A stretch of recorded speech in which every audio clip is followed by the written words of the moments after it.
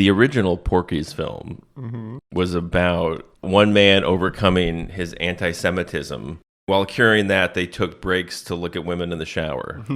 For the sequel, they just decided to combine the two things that made the first one famous. And they're like, what if we just look at racists naked?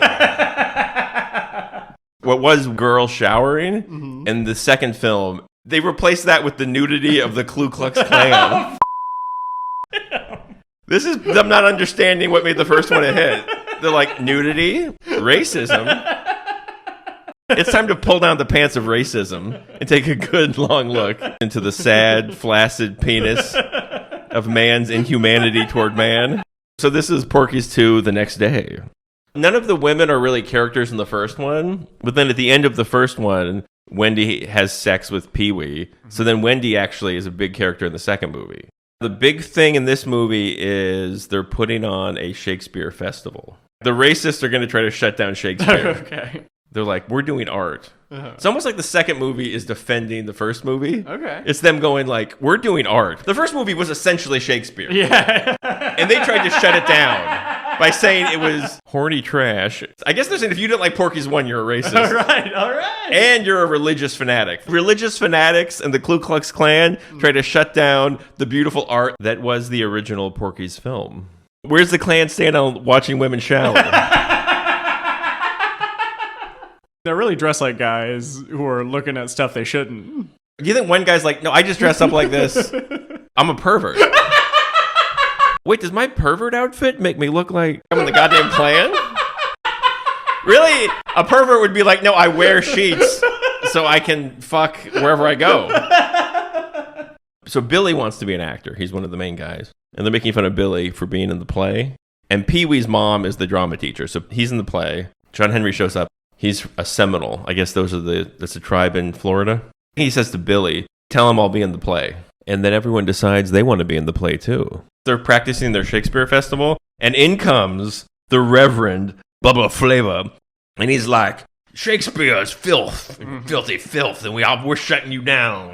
So now they're going to go to the city commissioners to have them shut down the play. But then Wendy, she knows one of the commissioners. She says, he's a friend of my dad's.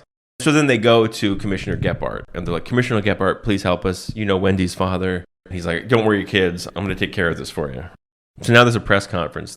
They thought the commissioner was going to help him. He didn't help him. There's a thing where he's like, I'll help you kids. And then the guy comes in. He's like, all the voters hate this. And he's like, the voters hate it.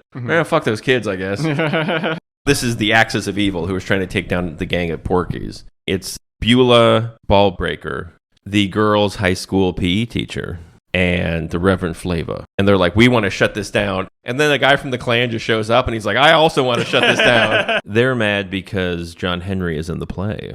So then Flava's like, let him speak. We need everyone we can in our coalition. This press conference represents everything that's evil. It's religious extremism, the Ku Klux Klan, and then women's sports. These are all the evil things that we could think of.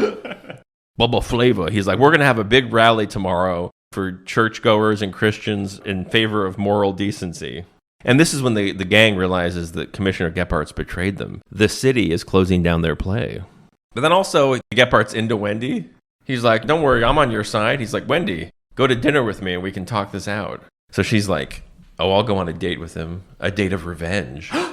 One guy goes, you know, these county commissioners are being hypocrites. Because I know for a fact that every Saturday, all of the men on the county commission go to the basement of City Hall and watch a porno together. So they go to the basement with a recording device.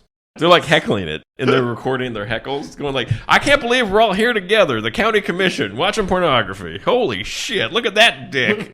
Statler and Waldorf? Yeah. But it's porn? They were there. The puppet Statler and Wordawful there. What's the fuck are their names? Statler and Waldorf. Watching porn, smoking cigars. Go look at the dork on that son of a bitch. Ha ha ha ha ha ha. They're shaking like Muppets. Ha ha ha ha ha. But now Wendy, she's mixing up fake puke. The fake puke of revenge. All right. She's got like a big bowl, and they're all like, Wendy, you're doing such a good job. And she's got like split pea soup, and then they look at it and they're like, needs more corn. So now Commissioner Gephardt takes Wendy. He invites her to La Fontana de Voglio, which is Italian for the fountain of I want. The fountain that's asking for it? Yeah. So now Wendy shows up, and she's really hamming it up. She's doing like a character. She's got giant tits, because her tits are full of puke. The puke of revenge. She's going to embarrass him publicly at an Italian restaurant run by French guys. So then we go back to, there's this rally for decency. And again, the Klan wants to show up. And then our boys, one of them dresses up like a Klansman. And he's like, hey guys, this way. So then they follow him in. They lead him into a gym. And they're like, this is a trap for the Klan. And then they turn the lights on and they're surrounded by Seminole Indians. They bring back the Jewish friend who's just been there around, Brian. And he's like, we're going to shave your heads with the tool that Moyles used to circumcise Jewish babies. All right. So now we're back to the restaurant. He's like, hey, Bobby, it's me. I'm your little snatchy poo. Oh, no. And then she announces that it's her birthday and she says how old she's turning. We don't need to get into it. No, sure don't. But one guy goes, you son of a bitch. So now they go to the religious rally and they've got all of these Klan members. They're naked and bald. And then they release them into the rally. Bubba Flava's like, he's talking about Jesus or whatever. He's up there preaching. They're like deer. One guy just like scampers by. The commissioners are there too at the rally. So they're on stage. Now they plug into the PA and we hear the sounds of them enjoying pornography while the naked Klansmen run around. Oh, and at one point, just to incriminate him, one guy from the tape in the basement went, this is the pornography that the Reverend Bubba Flava gave us. He's like, oh, damn. Why would they say that out loud? Well, they're jerking off in a basement. Cut back to the restaurant. And at this point, she's like, this guy got me drunk. I'm really drunk. And I'm in high school. And then she goes over to the fountain. For a really long time, she's going, ugh. She shoots puke out of her tits. And then she knocks the commissioner in to the fountain. Oh, and then I think she says, again, taking down the restaurant, she goes, I'm going to sue this restaurant for not having a separate puke fountain. No wheelchair ramp, no puke fountain. She's like, I'm bringing my lawyers, but just two of the Porky's gang. They come in and take a photograph of the commissioner. If they would have come in at the beginning, all they had to do was come in and take a photo of her with the guy, and she's holding up her kids' menu. She's got crayons. So then it shows a series of newspapers. Flavel ousted under controversy. Shakespeare Festival back on. Gephardt resigns under cloud of mystery. It's funny that the other two had a scandal, but the thing with Gephardt was so confusing, they're just calling it a mystery. If you walked into that restaurant after they left, it would take a great detective to piece together what had happened there that evening. Mm-hmm. Like, this would have been the greatest episode of Columbo ever. They call the police on the destruction of their fountain. Uh-huh. He's like, this seems like a straightforward desecration of a fountain. One more thing, the puke. But one more thing, French waiter, if I could ask. I noticed that the puke was a lot of peas and corn, but you don't see that a lot in teenage girl puke. Teenage girl puke, it tends to be gummy worms and Ritalin. I think this puke came out of her tits.